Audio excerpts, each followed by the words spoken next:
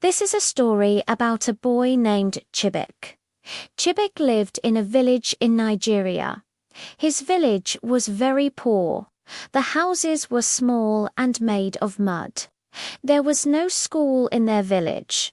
So Chibik and all the other children had to walk miles to the neighboring village just to get to school.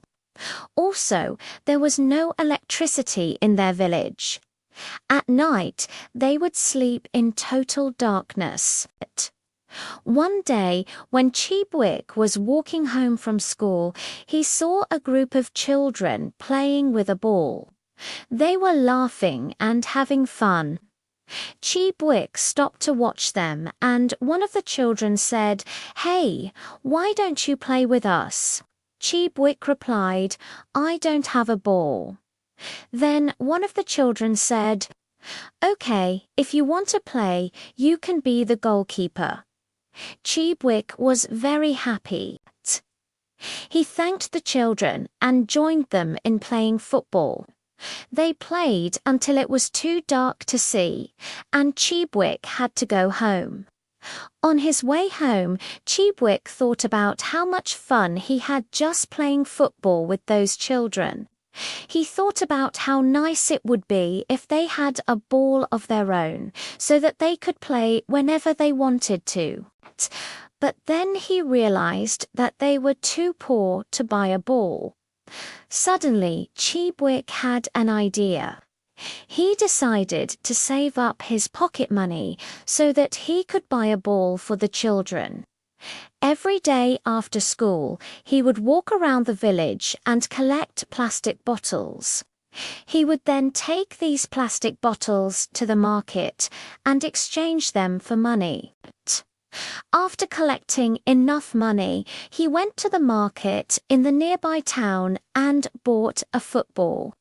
The next day, he called all the children in the village and they all went to the market to collect the ball.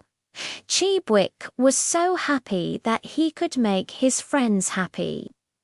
As the years passed, Chibik finished primary school with the highest grades in his class. He earned a scholarship to a government secondary school in a nearby town, and from there, another scholarship took him to the university. Despite all the challenges he faced, Chibik never gave up.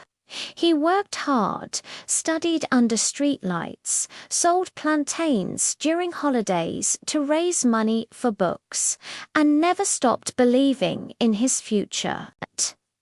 Many years later, an expensive black SUV rolled into Umu's village. The engine purred like a cat in the silence. From it stepped a tall, confident man in a crisp suit.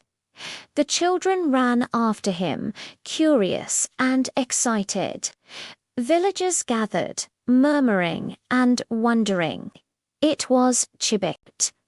Now an engineer, trained abroad, he had returned to build solar panels in his village to give them what he never had late.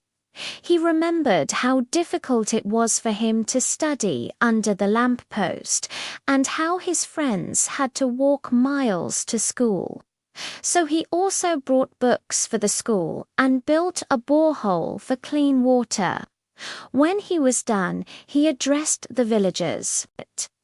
He told them how he had struggled to get an education and how he never thought he would become an engineer. He said he wanted to give other children the opportunity to succeed that he had been given. He told them he was giving out scholarships to any child who wanted to go to school but whose parents couldn't afford it. When asked why he came back, Chibik smiled and said, "Because I never forgot where I came from, and I want every child in Umus to know. It doesn't matter where you start. What matters is where you're going and that you never stop believing." And so, in a small village that once slept in darkness, the light of hope began to shine thanks to one boy who dared to dream.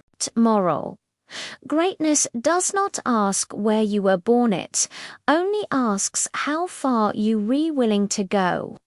If you liked this story, click on the like button and subscribe to our channel.